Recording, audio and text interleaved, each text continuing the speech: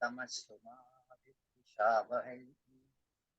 ओम शांति शांति शांति। गजाननं भूतगणाधिसेवितं कपित्तजम्बोफलसारभक्षितम् उमासुतं शोकविनाशकारणं नमामि विघ्नेश्वरपादपङ्कजम्। सरस्वती नमस्तुभ्यं वरदे कामरूपिणि।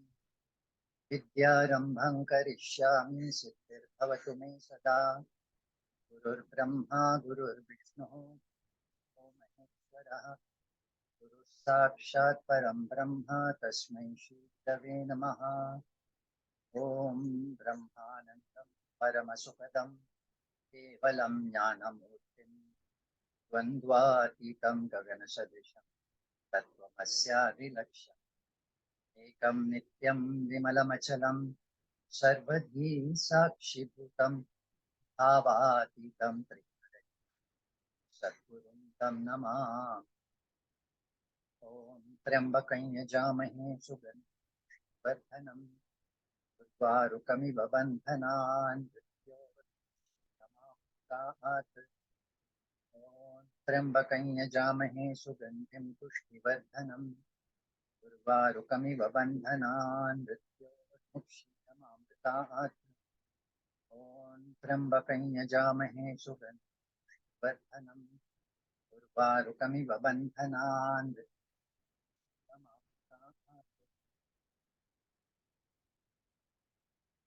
सदा स्मेरवक्त्रं कृपापूर्णमित्रं स्थिरं दीनमित्रं जनप्रीतिपात्रं सुविज्ञातशास्त्रं कषायाक्तवस्त्रं दयानन्दरूपं मदाचार्य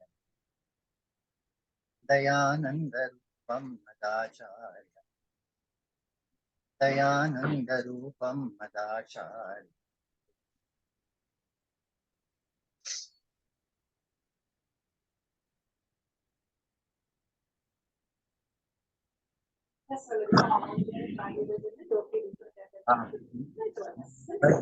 दे रहे हैं ना सबको?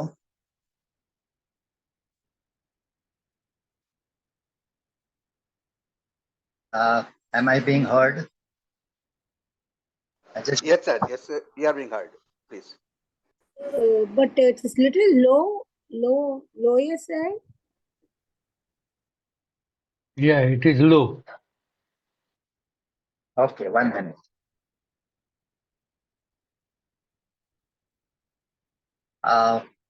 Let me know if this is better. It's a bit audible now. Yeah, it's Yes, audible. yes.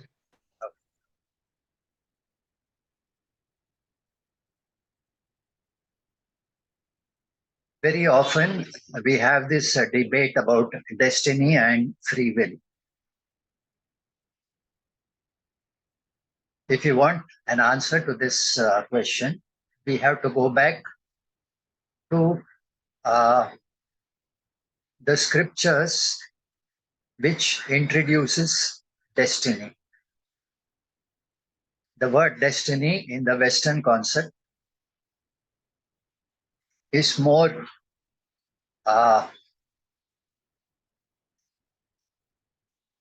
something that you cannot do anything about. It is like we are puppets and we are just being moved by a higher power.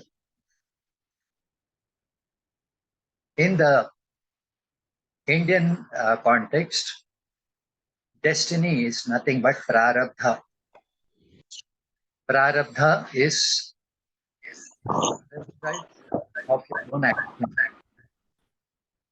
the results of your own action done in past lives. So the Shastra talks about many lifetimes. We are travelers that come to this earth and spend a lifetime here and keep traveling from one place to another, from one body to another. We have many lifetimes, and the Shastra also talks about many worlds. when we talk about many worlds, we refer to Brahmanda. Brahmanda is the complete universe, not only the physical universe, but also some higher worlds which are non-physical.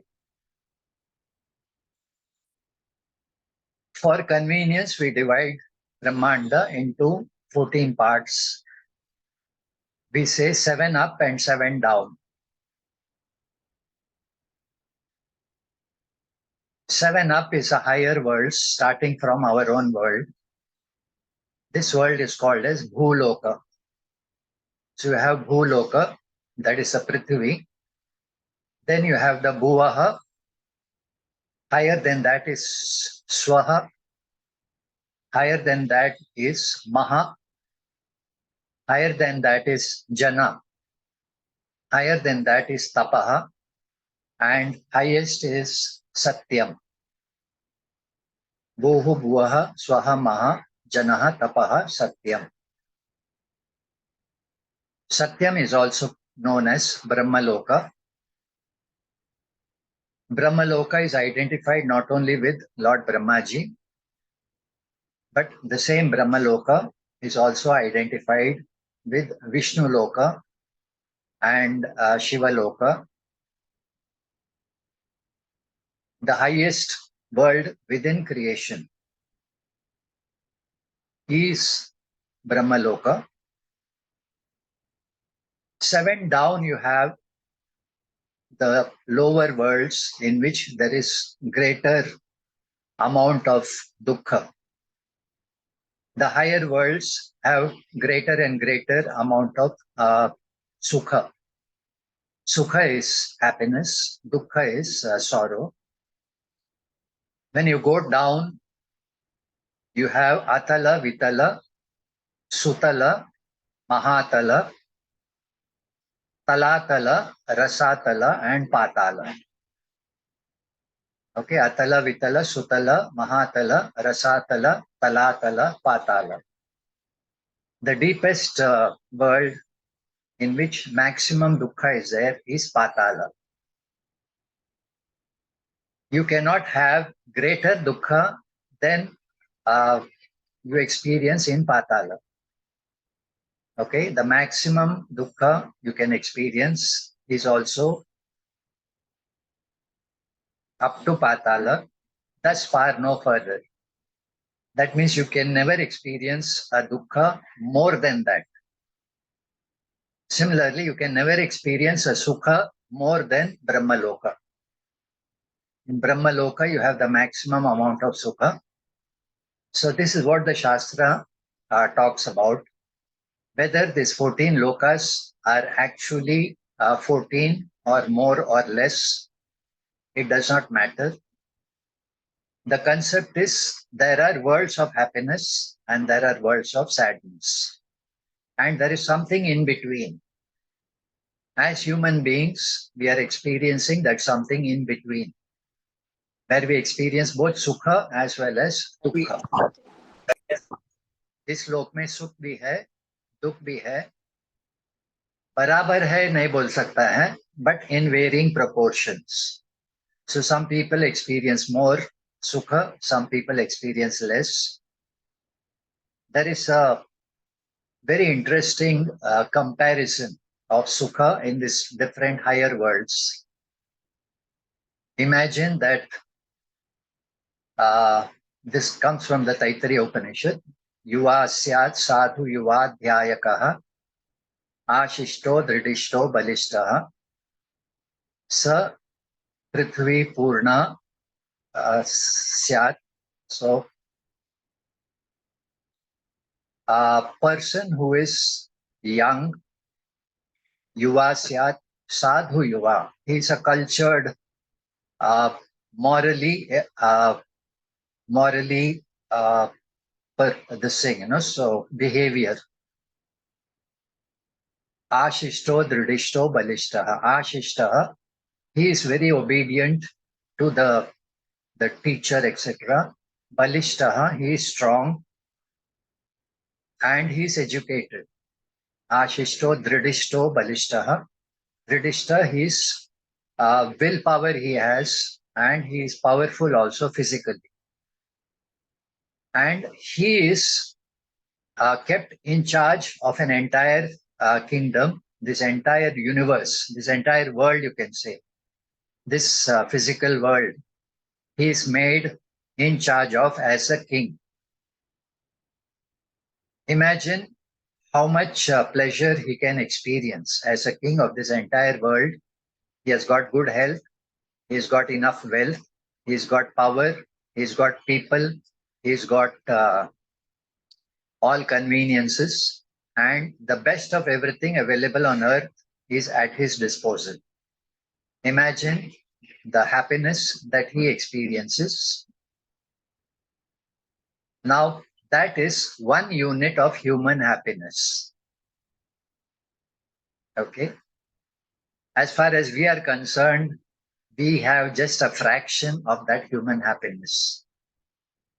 Therefore, the maximum human happiness is represented by this king who is young, educated, cultured, and morally behaved, and also strong,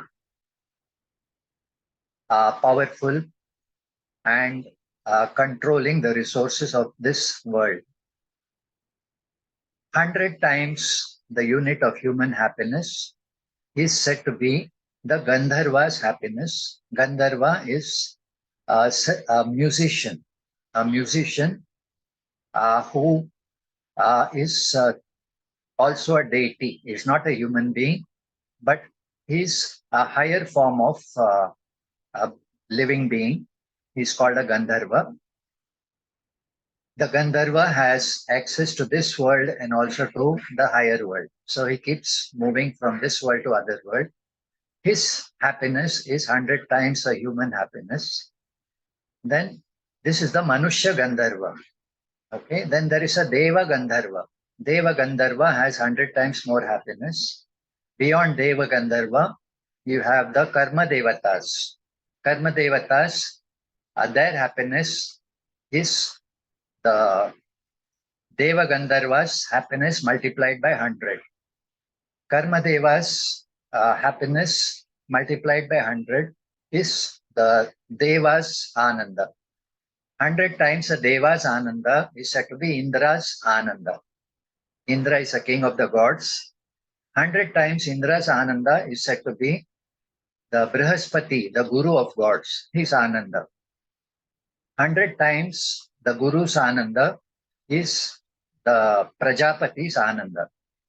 And 100 times Prajapati's Ananda is said to be Brahmaji's Ananda.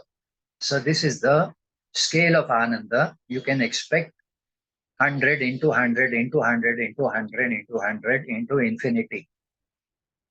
Okay? But this 100 into 100 also stops at Brahmaloka. You cannot go beyond Brahmaloka.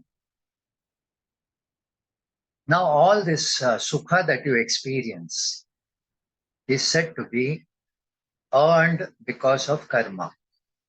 You do good karma, you earn sukha. You do wrong karma, you earn dukkha. So, dukkha can be here in this world itself, where there's a mixture of sukha and dukkha.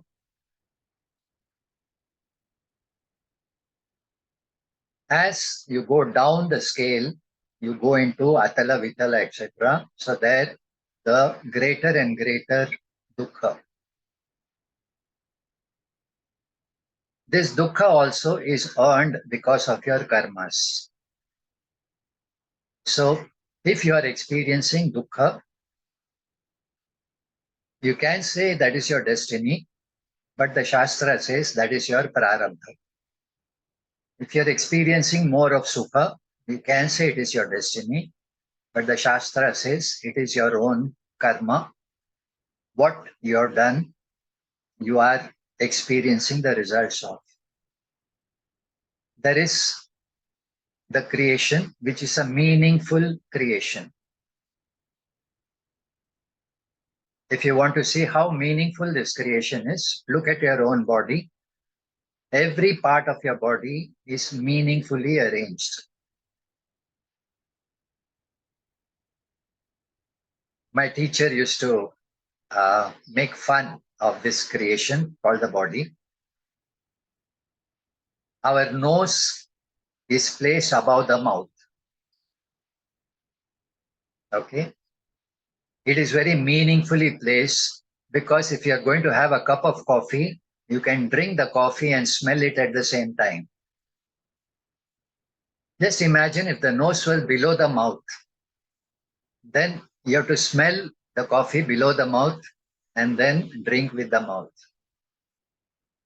Okay.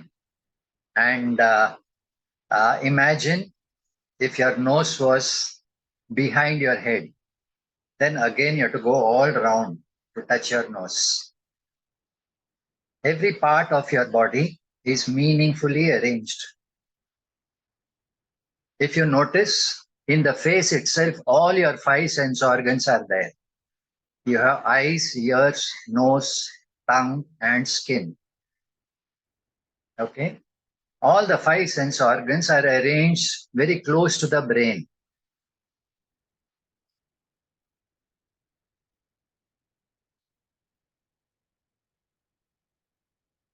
Your hands and legs, they also have sensations, but they are little remote.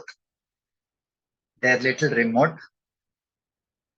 But then, even if they are remote, so the brain is connected to the hands and legs in such a way that when you say hands move, your hands move. Okay? When you say squiggle your fingers squiggle. They obey the orders. That means they are connected to the brain. Right? But all the five sense organs are arranged very close to the brain because they are very important messengers. They give you information about the world.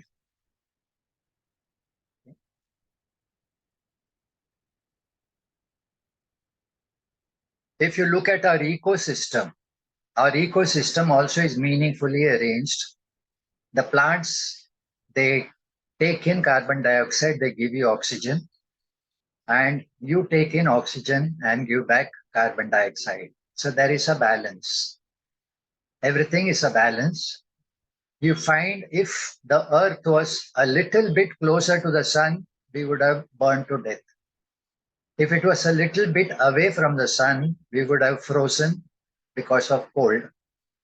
Everything seems to be meaningfully arranged. Everything has a place. Some things we don't understand the meaning, like your appendix. Your appendix in the body, we do not know what is the function. We say it is a vestigial organ. Once upon a time, it was useful. Now it is no longer useful. Okay. It only means we don't know the use of that vestigial organ because apparently it does nothing. But it has a place. It has a place. Again, the food that we eat, so that we consume the food, it becomes part of our body, and our body becomes food for the earth. So the body disintegrates, it goes back into the earth, it becomes food for others. So we are eaters, we are also eaten. So this is the ecosystem. Everything is meaningfully arranged. And the variety that is creation, it is so vast and it is so unimaginably complex that we have to say there must be someone who has put it all together. Because this creation is a meaningful creation. It involves intelligence. Without intelligence, this creation could not be meaningfully, you can say, existing. Again, if you look at it, this body has come from a single cell. Okay, a single cell, your DNA. is present in that cell. Before you are born, you were a single cell, then you became double, triple, 4 times, 8 times, you multiplied. Okay. So this DNA contains a software for your entire body. So my teacher used to say, this DNA is the software which creates its own hardware. So this body, if you say it is a hardware, it is created because of your DNA, which is a software. So that means the body represents intelligence. When you say software and hardware, it means the whole thing has got a logical build up, and wherever there's logic, we say there is intelligence. So the creation is intelligence. Okay? Intelligence manifests as creation. So there should be a creator, one who has put together this intelligence and created this universe. This is what we talk about as Ishvara. So Ishvara is the one who is all-knowing, and Ishvara is said to be all-powerful. This is also the revelation of the Vedas. Ishvara is all-powerful, almighty. He is all-knowing, and he is all-compassionate. He is all-compassionate. He is merciful. At the same time, he wields the law. So like at home, you have mother and father. The father is more strict, the mother is more lenient. So Ishvara is a mix of both. We talk about Shiva and Parvati, Purusha and Prakriti.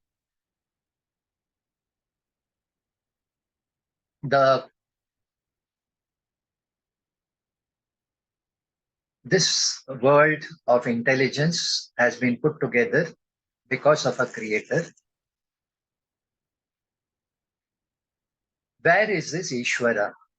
This is the question many people ask. We do not see Ishvara anywhere. And we don't need Ishvara also, because everything can be explained by mathematics. Everything can be explained by genetics. Everything can be explained by mutation and Charles Darwin's theory of evolution. Everything can be explained through evolution. Therefore, life itself is part of evolution. So before there was no life, now the life has emerged. So life is an emergent quality. This argument is like saying that if you take all the alphabets in the dictionary, okay, and you play with it and throw it like a piece of dice. All the alphabets, you throw it like you throw the dice.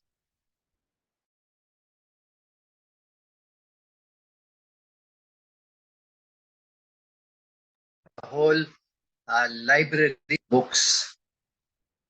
If you have a whole library of books just by throwing a dice, so how impossible it is. That impossibility is this creation. If you talk about evolution, so the probability of this creation being an evolute from non-living to living, the probability is an impossible probability. So science accepts this impossible probability, but they say we have an answer, therefore we settle evolution.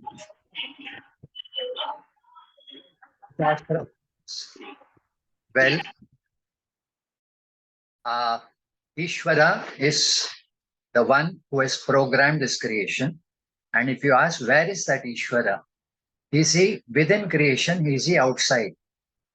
The Shastra says he is inside also, he is outside also. In fact, there's no place where he is not.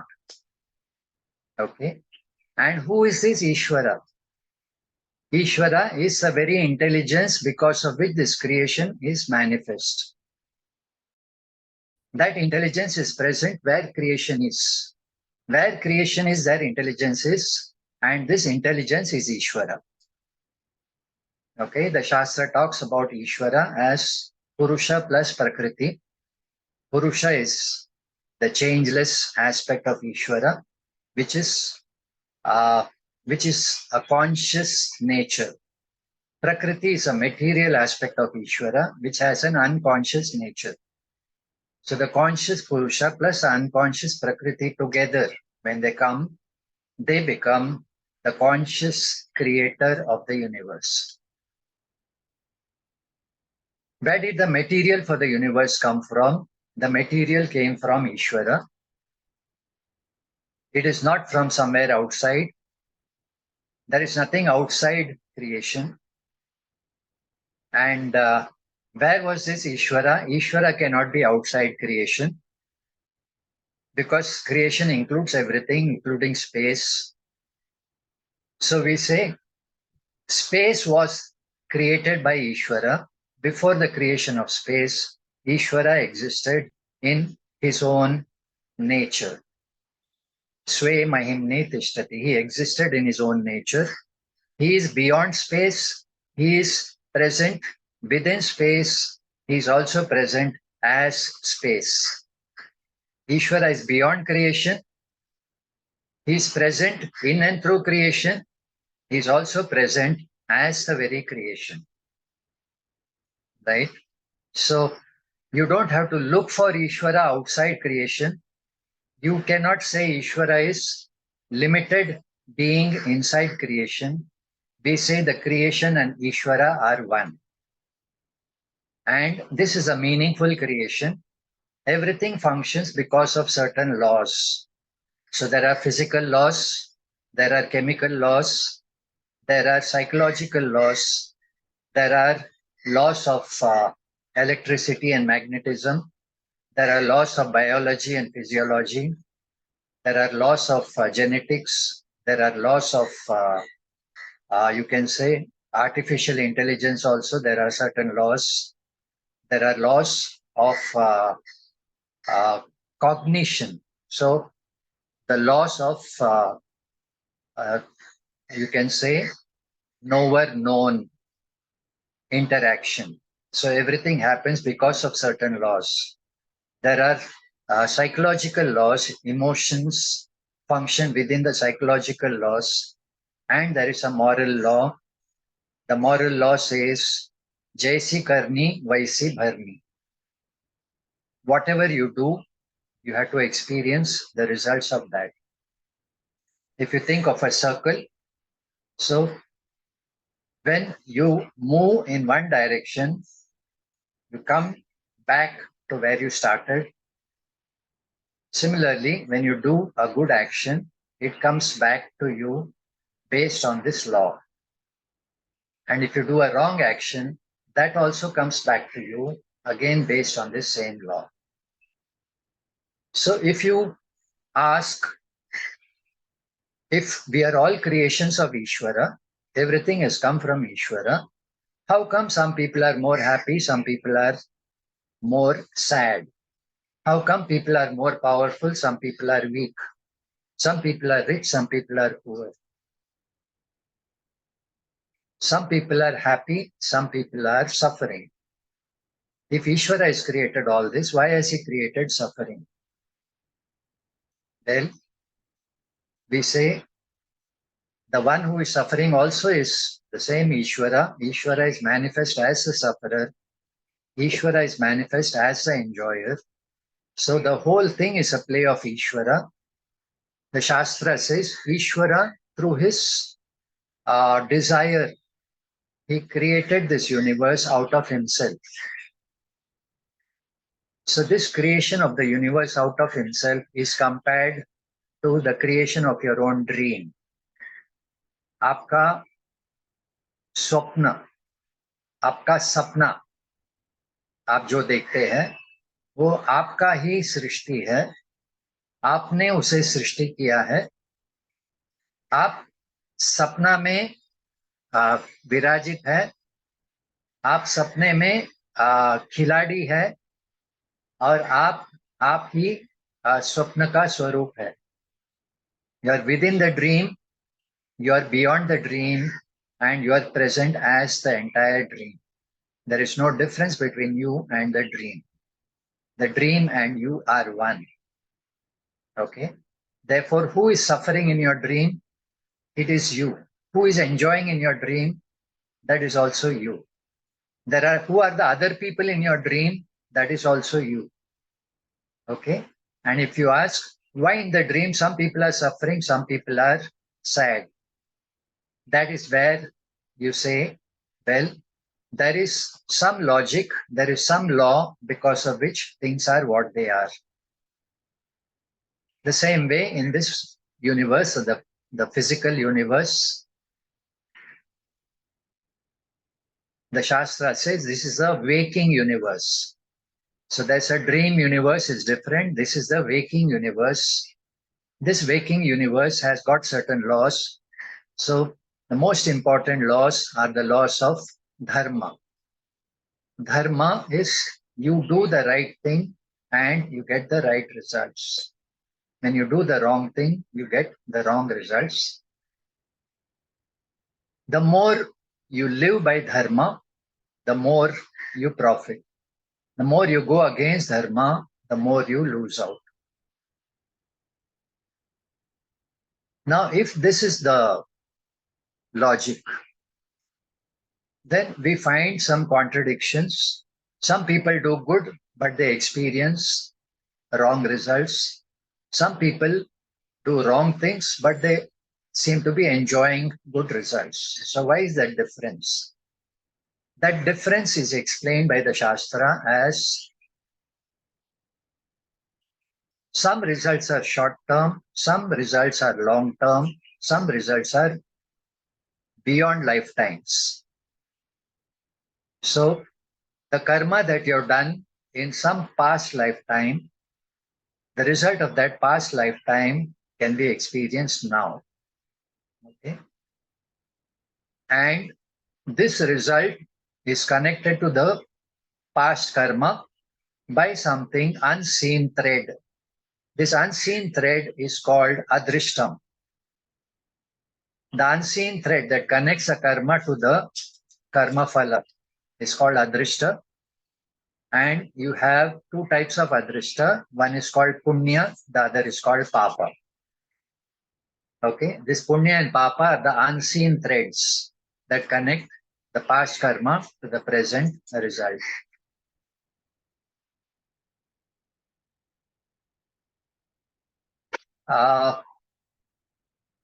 This play of karma,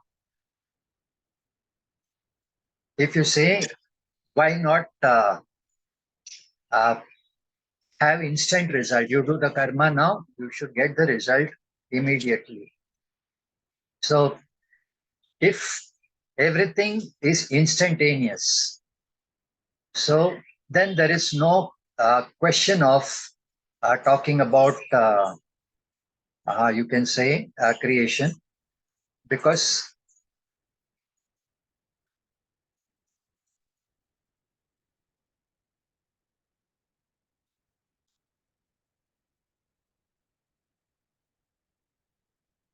there is no point, because then you don't really have to learn anything. Everything is known. You know, if you do wrong, you will get wrong result. If you do right, you will get right result. Therefore, where is the scope for learning?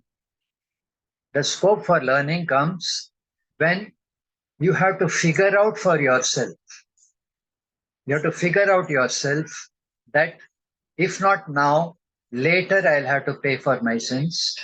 If not now, later on, I can enjoy the results of my good deeds.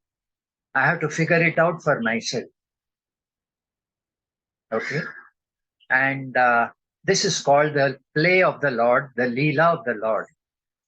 Ishvara has created a wonderful universe in which we are all learning systems. We are all learning from scratch. We are learning about the world outside. We are learning about the world within us. Through psychology and biology, we are learning about ourselves. Through chemistry and physics, we are learning about the universe. Through astronomy, etc. Through astrology, we learn about our own past and future. Through Ayurveda, we learn about our own health, etc. So we are learning machines. So this is a play created by Ishvara, and we are at different stages of learning. We have to figure out. So what kind of actions we need to play. The Shastra gives you a code of dharma. It says Satyam Vada Dharmam Chara Swadhyayat Ma Pramadaha Acharyaya Priyam Dhanamahritya Prajatantum Ma Vyavachetsi Satya Na Pramaditavyam Kushala Na Pramaditavyam. All these codes of ethics are given. And if you say, why should I perform them? The Shastra says, if you want your desires to be fulfilled, a life of dharma is the best way to fulfill your desires. But you will not get it instantly. You have to wait. There is something called prayatna, your effort. There's something called kala, the time. You have to wait for the result. And there is something called daivam. Daivam is the result of your past karma, which is connected through this unknown thread of punya and papa. Okay. So daivam, you can say, it refers to the unknown forces. Prayatna is your own efforts, and kala, you require the time to see the results. So some results are short term, some results are long term. So the final result is a combination of these three: prayatnam, kalam, daivam. Okay. So prayatna is your self-effort. It is your will. This is what we talk about as purushartha. And daivam and kalam is not in your hand. You have to wait. And daivam is something unknown. Again, it is not in your hand. So you leave it to the Lord. You say, it is my prarabdha. Okay. Daivam is prarabdha. My effort is purushartha. So there are two forces being playing: what I can do and what is beyond my hand. What is beyond my hand is prarabdha. What is in my hand is purushartha. So an intelligent person, you start learning how I can build my life. If I keep doing the right thing at the right time in the right way, consistently, in the long run, I will keep getting the right results. I may not get it immediately. In the long run, I will get the right results. Sometimes that result may happen in this lifetime. Sometimes the result can come in future lifetimes. There's a story of this old man who was planting a mango tree. Okay. And he had his grandchildren around. And this man is very busy planting this mango tree, not the tree, but the sapling. He's planting the sapling, and somebody asks him, old man, why are you wasting your time? This sapling will grow after 10 years or 20 years, and you may never experience the fruit of this tree. Why are you wasting your time? For whose sake are you planting this tree? You will not be able to enjoy the fruit. The man smiled and says, I'm not planting this tree for myself. This tree is for my grandchildren. They will enjoy the fruits. So I am doing it for their sake. The same logic applies for future lifetimes. I am not working for happiness in this lifetime. Of course, I want happiness in this lifetime. I also want happiness in future lifetimes. For that, I have to invest. So in this world, I invest in terms of money, energy, and goodwill. Okay. Over the next lifetimes, I invest in terms of this unseen thread called punya. When I live a life of dharma, I get punya, I collect punya. So that is the exchange. So this punya is exchange for future life happiness. And when I do the wrong actions, again, I'm getting this exchange value called papa. It is exchange for unhappiness. If I don't want unhappiness in future lifetimes, I should avoid papa. I should invest in punya. So investing in punya comes in 5 different ways. These are called pancha yajna. Pancha yajna is you have a duty towards the shastra. So studying the shastra, you're fulfilling the duty. That is your dharma. Again, you have a duty towards the devatas. So when you do your duties to the devatas in terms of prayers and rituals, you are investing in punya. You have a duty to other human beings. So helping others, when you do that, you are investing in punya. You have a duty to other animals and plants, etc. So taking care of your environment. So that is also investing in punya. And finally, you have a duty to your own ancestors. So when you offer the oblations to your ancestors, again, you are investing in punya. So when you live a life of dharma, you do your swakarma, you keep on building up a stock of punya. That stock of punya, you may not encash it now, just like this old man said, I don't get the result now, but it will come over time. My grandchildren will enjoy it. Similarly, the karma that I do now, I may not enjoy the result immediately, but maybe in future lifetimes I will enjoy. So this is what the Shastra talks about, the play of karma. Now here the question comes, between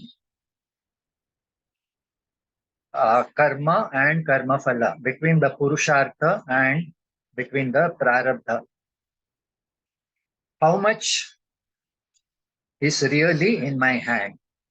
Some people say nothing is in my hand because my effort also comes because I have a body and mind which is given to me by Ishvara. So Ishvara has given me anything. He has given me the buddhi also. So he has given me the deciding power also. So when I decide, I think I am deciding, but actually it is Ishvara who has given me the power to decide. Therefore, it is actually he who is deciding through me. Okay.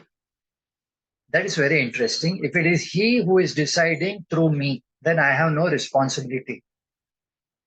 I have no responsibility. I can say everything he is doing, I am not doing anything. Therefore, right also is not I am doing, wrong also I am not doing. Therefore, why bother? Why bother? This is where the Shastra says you need to bother because it is your responsibility. It is your responsibility to do the right thing. Okay? So, only if you do the right thing, you will get the right results. Bhagwan has not programmed you to do the right thing, but Bhagwan has given you the buddhi to understand what is right thing. So you have to use your buddhi, understand what is the right thing, and do the right thing. You are investing in your future. That means your actions are in your hand. Your hands and legs may be a gift of Ishvara, right? But how you use it, how you apply your mind to do the right thing, so that is in your hand. So therefore it is your karma and you have to pay for your karma if you do the wrong thing. You are paid for your karma when you do the right thing. Okay, so this is the law of karma. Some people say everything is self-effort. There is nothing called destiny, because destiny is a result of your past action. So past self-effort is also self-effort. The results of past self-effort is your own results of your own action. Okay, so even this destiny, so-called destiny, is actually your own self-effort, but in past. So your past self-effort versus your present self-effort. So where is destiny? Everything is self-effort. Some people say your present effort also is part of destiny because it is given by Ishvara. If everything is Ishvara, where is self-effort? Here is where we have to say, do I have a responsibility or not? If I have a responsibility to do the right thing, that responsibility is what I decide. So that is in my hand. So self-effort, I decide to do the right thing or the wrong thing based on my understanding or my wisdom. So when I make that choice is my choice. And Ishvara says, I will not take away your choice. I will give you the freedom of choice. At the same time, you are responsible for your choice.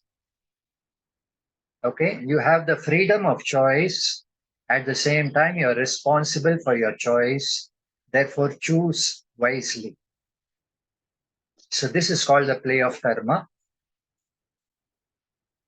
As far as the Shastra is concerned, we learn about Prarabdha and Purushartha from the Vedas. The Veda is said to be the source of knowledge. It is revealed knowledge coming from Ishvara. Therefore, the Veda is an authentic source of knowledge.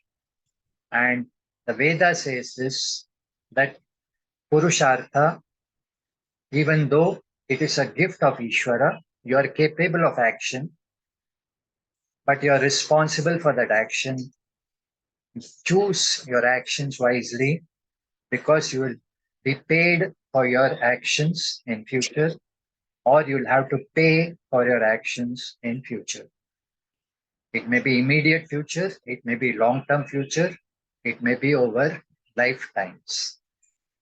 So think of this entire universe as a play of Ishvara, in which Ishvara has become all the players. Ishvara has manifested himself as all the players, and Ishvara is experiencing the results of all the players. So it is Ishvara is a player. Ishvara is experiencing the results of all this play. The play is non-different from Ishvara. Ishvara is a play. Ishvara is a players, and Ishvara is the experiencer of all this. Therefore, there's no question of Ishvara being partial. Ishvara is not partial to one person or another person. When you pray to Ishvara, okay, or when you dedicate your actions unto Ishvara, that prayer also is a form of karma. Now that prayer also has a result.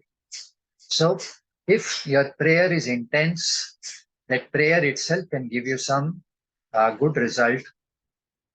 So if you have a difficult period in your horoscope, if you have a very difficult period, the astrologer tells you you have to do this particular puja, this particular prayaschitta. When you do this, things will go better. Okay.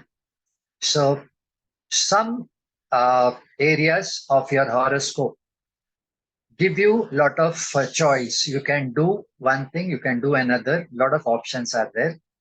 Some parts of your horoscope, there is no choice, like your final death. The final death, you have no choice. Okay. So when it happens, it will happen when it happens. But lot of areas within your lifetime, the horoscope predicts you have choice. So when you do the right thing, you get better results. When you ignore your choice, that is also another choice. So that will have its own result.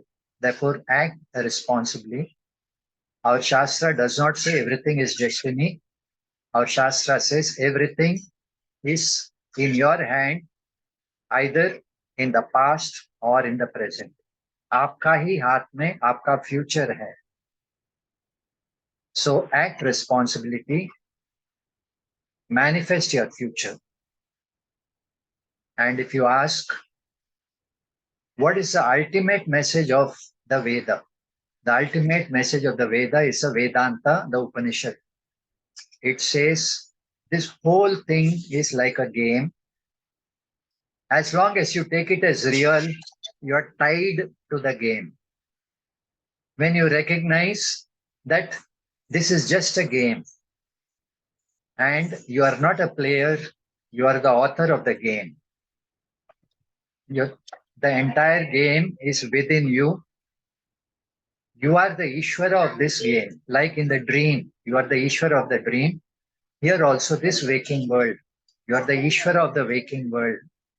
Therefore, it is just a game. Enjoy the game. Don't become tied down to the game. Sukha and Dukkha is just part of the game. Look beyond the game. You are the reality. As a reality, you are untouched by the game. Okay, so this is a final message. This is called the Upanishad. So any questions, you can ask me. I'll be happy to reply. आचार्य जी नमस्कार. Modi this side. आपकी आवाज नहीं आ रही आचार्य जी. Okay, आप सुनाई दे रहे हैं अभी? हाँ, आप सुनाई दे रहा Okay, बताइए जी. है. See, one, I'm driving a car. Okay, but Correct. some people come in front of that and he's crushed by my car. He died. How do you explain this in accordance with karma? And second, in this is how I can held responsibility for this action because my intention was not there. Correct. So here it is not your karma, but it's your karma phala. Karma phala, your past action has given you this result. Okay. Okay. So you're not initiating fresh karma, but you're experiencing past result of past karma. So you got into this accident and so many people died. So that means you are taken to court and you have to pay for it. All that is a result of your past karma. Abhi to accident hai. But in the Shastra, there's no accident. Everything has got a cause. So if you cannot explain the present, you have to go back to the past. So in the past also, I might have been murdered by something by that person. Possible. If it is like that, the second question is, as Hitler has murdered thousands of people. Correct. How do you connect it with karma? So probably he'll have to pay for it in 1,000 ways of being murdered. So over 1,000 lifetimes he may be murdered, possibly. Maybe, but it is thousands and thousands. Yeah. How many times he will be born and he will be murdered? Yeah, so Shastra says there's no limit to your lifetimes. You can have lifetimes and lifetimes and lifetimes. There's no limit to that. Okay, thank you. Good lecture. Hariom. Hariom. Ajibul. I'm Prakash here. See, you referred to Anand, the degree of Anand, that 7 layers of the heaven. Okay. Yes, So yes. similarly, are there layers for Sat and Chit, consciousness and existence? Is there a layer among the 7 heavens? No, all these different hierarchies are within creation. They are all born and they are all gone also. So Okay. ये आने वाला जाने वाला है. हर सुख और हर दुख आने वाला जाने वाला है, जो केवल आप ही है जो रहने वाले हैं. Okay, आपका there is no hierarchy. There is no higher you and lower you. There is only one. So Yeah. consciousness is uniform. Okay. So Brahmalok and Indralok, the consciousness level will be same only. Brahmaloka is part of this world. It is created. Okay. Brahmaloka Okay. also created. Okay. Okay. And if I permitted, second question is, we talked of the logic of emotion. Say, some people are calm, some people are angry. So, is it because, how does it, the logic apply here? Is it because of prarabdha or how does it work? It is both, no? It is both prarabdha as well as your purushartha. It is, as you grow, you have the power to modify yourself. You have capacity to learn from experience. So if you keep on learning from experience, you change. If you don't learn from experience, you remain the same. So that learning from experience is your effort. Okay. And your constitution is not in your hand, it is like this only. Your constitution, your DNA and all those things are not in your hand. But your learning and modification, that is in your hand. Okay. Little bit of self-effort and some amount of destiny. Both are playing. दोनों भी साथ साथ में रहते हैं. Okay. And DNA you are referring, is it because of this Sattva, Raja and Tam gun, that is also Raja, Tam and Sattva gun? Is it factored into the DNA when it gets constituted? Sattva, Rajas, Tamas are part of the Prakriti. So these are Prakriti gunas. So everybody has got these three gunas, but in different proportion.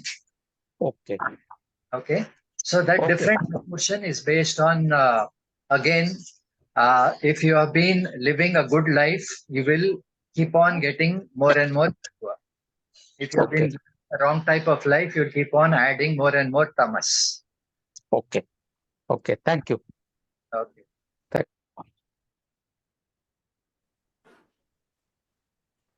Sir, I have a question. हाँ जी, कौन बोल रहे हैं? Ramani here.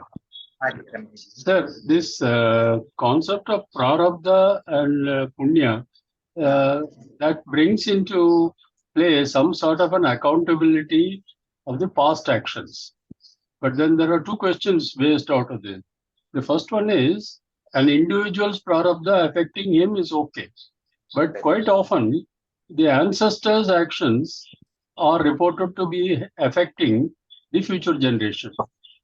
That's one. So it is the progeny is made to answer for the prarabdha of the ancestor. The second part is, once you have prarabdha, it introduces accountability, but at the same time, this prayaschitta neutralizes that. How is it effective? Second question I'll answer first. Yes. So if you're throwing a stone, okay, just in play you're throwing a cricket ball. Okay, you're throwing a cricket ball and it was a bad throw, it went in the wrong direction.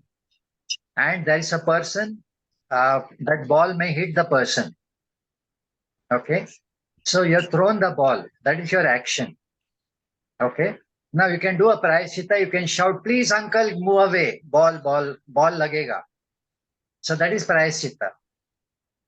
You've thrown the ball, so ball is out of your hand, but still you can use your voice and warn that person. So that warning is prayaschitta. Correct? You may do the wrong thing, but you do a prayaschitta to avert that thing. So that is possible. And your, what was the first question? First question is, the ancestors, the previous earlier generations, their wrong deeds or a pop or whatever is, that affects the future generation. What is the logic there? Okay. You are born to your parents, correct? Okay. The type of parents that you get is determined by your prarabdha. So if you have got a problematic parents, that is your prarabdha. If you have got conducive parents, that is also your prarabdha. Okay, so don't blame your parents. Tell yourself, it is my own past actions for which I'm getting the result. The parents are only a nimitta. They are not the cause. They are only a nimitta. Okay, the actual cause is my own past karma. So I am paying for my results through my parents' action. Sir, I have a question. I am Sundari Iyer. Can you believe horoscope is it correct 100%? Pardon? Can you say it again? Horoscope Jatagam. Is it believable? 100% is it correct? 100% you cannot believe. You can believe 60, 40, 40, 60. Okay? Because it's a probability. Horoscope is a probability. It is not the actuality. Horoscope, you can predict your past. Okay. But future, more of a probability. So every astrologer will say, this may happen to you. They cannot say this will definitely happen. They will say this may happen. Okay. And there are chances you can do something about it. Some prarabdha, there is chances there's nothing you can do, nothing will work. So some things are you cannot correct, you only have to go through. Certain part of your life, you can do something and make your life better. So that choice we give. So doing parihara they are doing, it is not effective. For something parihara is there, for something there's no parihara. You have to go through it. Okay. So horoscope you cannot believe 100%. 100% you can't believe. It is a But problem. It is a science only. It is a calculation. Science, no? Pardon? It is the calculation of grahas. So calculation is based on the time. Yeah, Janma time. Okay, that time is determined by the movement of the stars, etc. So it is not the stars, but not the cause. The stars only mark the time. Okay, so at this time, your karma will give you the result. So that is what the horoscope says. Okay. At this time, your horoscope, your past karma will give you good result. At this time, your past karma will give you problem result. But now also for marriage and all, people are seeing horoscopes. So that is not 100%. You cannot rely on it. So you just have to go by. Horoscope is one of the you can say yardstick for a good marriage. There are other yardsticks you have to see. You have to see the family. You have to see the culture. All those things you have to see also. It's not only horoscope. Horoscope is only one part of the thing. There are many other things also to be looked into. Okay. Namaste, Acharya. Yes. Namaste, Acharya. This is Lakshmi. Like Papa and Punya. Is it based on a person's interpretation? For a small example is there. For example, a soldier is there. He's fighting a war and is killing people, but it is a punya because he is fighting for his country. Correct. But at the same time, a terrorist is there and he is killing a lot of people. And the terrorist is being fed into his brain that by killing a lot of people, you are working for your motherland or something. Correct. So how, whether it's Papa or... Basically, it is not the motherland or the country that is important. It is dharma that is important. Yes. So you may be fighting for your motherland, but it is what you can say, you are fighting for the wrong reason. If you're fighting for the wrong reason, so two people were there, Kumbhakarna and Vibhishana. Okay. Kumbhakarna says, my brother at any cost. Vibhishana says, the right thing at any cost. So even if I have to go against my brother, I have to do the right thing. Kumbhakarna said, my brother at any cost. So even if it's the wrong thing, I will support him. So now there you have to see. So what does the law say? The law says if you do the right thing, you will get the right result. Okay, so it's not my country or not. It's a question of whether my country represents the right thing or the wrong thing. Like if I'm in Hitler's army, Hitler orders me to kill, okay, innocent people. So am I doing the right thing? Am I doing for my country? But is it the right thing? It's not the right thing. So that would be wrong. It would be wrong.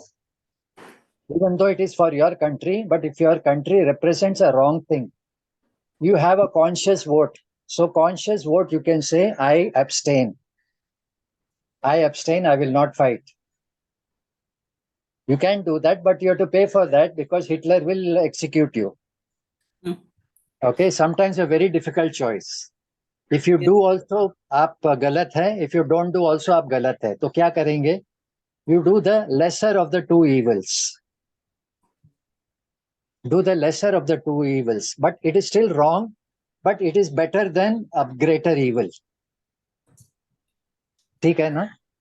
या ठीक है, but जो terrorist है उसका सोच ऐसा है कि means he is being trained that way. उसको ऐसा लगता है कि मैं अपना मदरलैंड के लिए काम कर रहा हूं. That interpretation is wrong. That is called brainwashing.